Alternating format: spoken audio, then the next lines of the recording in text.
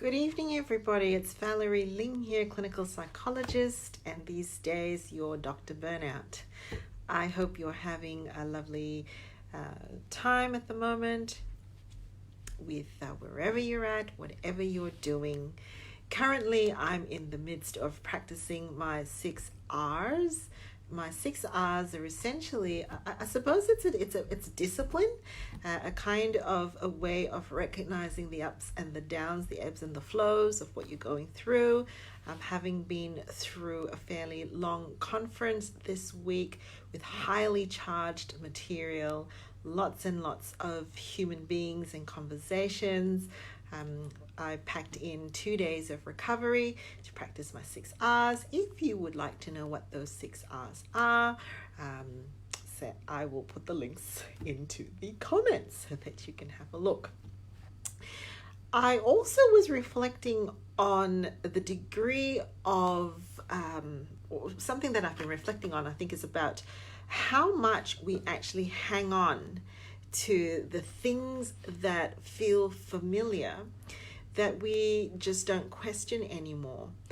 Let me give you some really simple examples of what this might look like. For example, if you go to the dentist, I'm sorry, dentists, if you are listening to this, and you are somebody who sits in the chair, and by default, actually, your breath starts to hitch and you clench your fist and you're sitting there really rigid. And this is your way of preparing. And you think to yourself, well, actually, you don't think to yourself. It's fairly subliminal that this is what I need to do when I'm sitting at the dentist's chair. What's that about? Well, probably somewhere in the deep recesses of your mind, there's an assumption that there's something that you can do while you're sitting there waiting for the dentist to work on you. And a feeling that, well, if I clench my fists and I kind of gear myself up, I'll be able to take whatever comes my way. Now, the irony to that is the more that we clench our fists, the more that we tighten our abdominal muscles and our jaws clench and our shoulders, the less relaxed we're actually going to be.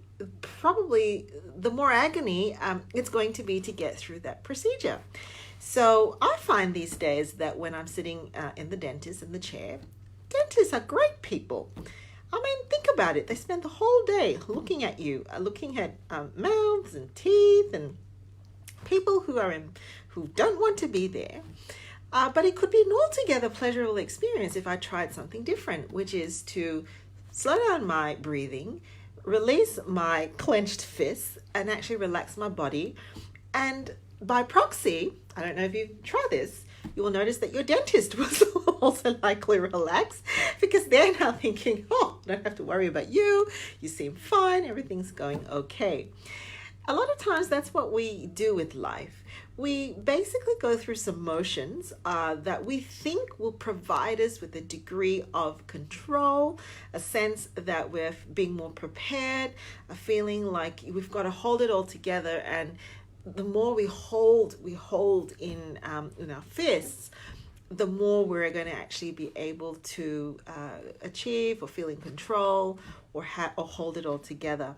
However, a lot of the times that just prevents other people from stepping into the space when we let go, when we relax and have an alternate view of how things might happen.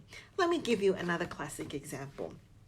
How many mums here or dads enjoy school lunches? Now, by this stage, New South Wales, kids are back to school.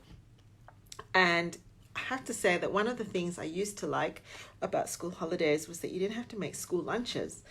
Now, that was a while ago when my kids were younger, and I was the one that had to do the school lunches.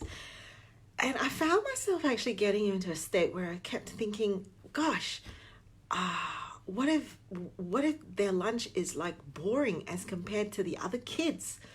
Conversely, what if it's like really unhealthy as compared to the other kids? What if my poor kid is sitting there and theirs is like the most pathetic looking sandwich as compared to the rest of the kids and what they have? Or am I actually doing this right? Is it actually okay for a kid to have jam sandwiches every day? Is it actually okay for them to have, whatever? And it's going around and around. And you know what? The more you go like this, like this, like this, like this, like this, like this, the bigger the headache gets, the more awful you feel about school lunches. And then you embody this belief that school lunches are evil. Some time ago, I decided to actually challenge that and release that a little bit and see what would happen if I actually engaged in some conversations with the family. For example, just saying, hey, tell me a little bit about, go and open the fridge. What do you see in there for your school lunch? Or go and open the pantry cupboard. Behold before you. What can you see for your recess? And the more I did that, the more I realized that my perspective of trying to stock things up and, get all this, like what I thought a sandwich needed to look like, was mostly in my head. When I actually opened up the cupboards and opened up the conversations, some light fell in because other ideas came in. Some reality testing came in as well. Yes, one of my children is perfectly happy to take some very basic sandwiches. Back then, when they were a kid, they explained to me because it impaired their ability to eat quick and go and play, right? Who knew? I thought like the more layers they had, more gourmet it looked, and no, it wasn't important to them. So when we're actually in this space where we're thinking we've got to hold on to things, we've got to juggle all the different balls in the air, and we've got to make it happen, there is a possibility, a slight and yet significant possibility that if we open things up, if we allow other people to come into that picture and we engage in some conversations, we might actually find a totally different picture.